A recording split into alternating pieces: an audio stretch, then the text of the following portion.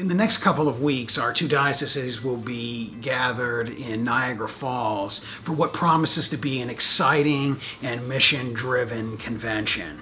One of the matters that we'll consider at our convention are the budgets of our respective dioceses.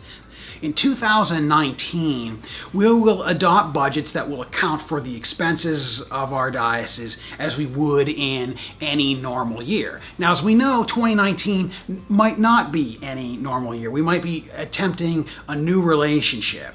And during that time, we will be considering the kind of capacity that we need for creating relationships amongst our people and our two dioceses, with the staff and the congregations, the kind of capacity that we need to maximize results for the sake of the gospel. Now, the structure of that capacity will require us to think more deeply and to have a time of overlap, which means that there will be some transition costs as we move people to new positions, as people naturally depart the current positions that we're in. We know we'll incur more costs in 2019. And both dioceses have made provisions for those transitional costs. Then, as we look to 2020, we'll look to a different way of handling our finances.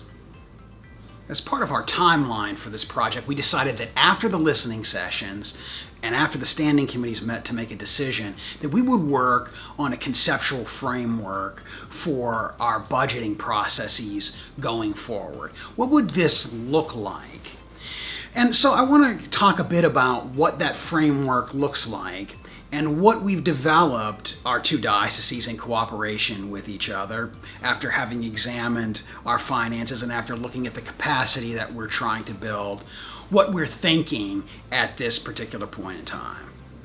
So I'll start with saying that we have two primary sources of income. Both dioceses have the same sources. The first is what in the Diocese of Northwestern Pennsylvania are called assessments, and what in the Diocese of Western New York are called full share. And what that is the money that the congregations pay as a percentage of their budget to the diocese for operation and mission. So each of the dioceses use that source. And the second source of income is what I will generally call endowments. But these are endowments, trusts, and other investment income that each of our dioceses have. And both dioceses have about the same value in their endowments, about $14 million. So the two sources, assessments and full share, one source. Second source are the endowments and other investment income. Both dioceses use the first source, the assessments and full shares, but not in both dioceses, the assessment and the full share don't quite bring in enough money to fund the diocesan budgets. So both dioceses then rely on their endowments and responsible draws from those endowments to balance the budget on an annual basis. We believe that going forward, beginning in 2020, we will be able to increase the capacity of the staff and pay the operational expenses of both dioceses with the money that comes out of the first source. That means that now the assessments in the Northwestern Pennsylvania and the full share in the Diocese of Western New York together will provide enough funds to increase the capacity of the staff by a third, which means more time for staff to be in congregations, more specialized staff positions to serve the congregations and the mission of the diocese, and a way of eliminating the redundancies at the staff level and having one bishop instead of two. All of these provide enough savings to say we can increase the staff capacity for the cost of full share and the assessments. What does that mean then about the endowments? That means that the draw from endowments in both Western New York and the Diocese of Northwestern Pennsylvania will be freed for mission efforts. Money that had previously gone to operation at the diocesan level will now be pushed back out to congregations for leadership development, lay and clergy, for church planting, for our urban initiatives and the social justice work that we care about, for the development of fair housing projects, for the development of mission projects in the city that will serve needs, for the development of programs that will aid in our examination and assistance with rural poverty, and all of the issues that we will face together as a diocese and that we want to take on as a church.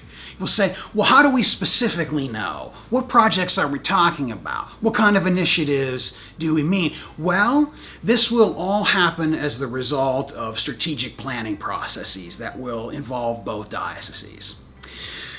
The initiatives and the money that is freed up in northwestern Pennsylvania will be used in northwestern Pennsylvania.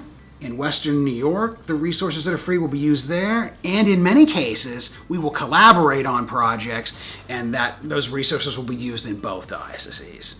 This gives us maximum flexibility and provides an entirely different model. This is not about saving money. This is about freeing money for mission. This is not an institutional move. This is a move to create money to do the mission that we care about. And so in this case, creating these resources is in fact a missional effort and a missional move. So what happens after we create a strategic plan and have a comprehensive mission strategy for our work together? Well, adaptive processes require us to take full responsibility for the challenges and the opportunities that face us. And part of taking responsibility for those challenges and opportunities is also to take risks. So we'll be taking risks for the sake of the gospel. We'll be treading in places that might not have the strongest of foundations, but places where God is calling us to go. And we'll be taking on initiatives maybe that no one's taken on before. But part of these processes are having a way to evaluate them. In other words, we put a project together and we want to do something powerful. We have to know whether we're making the impact we want to make.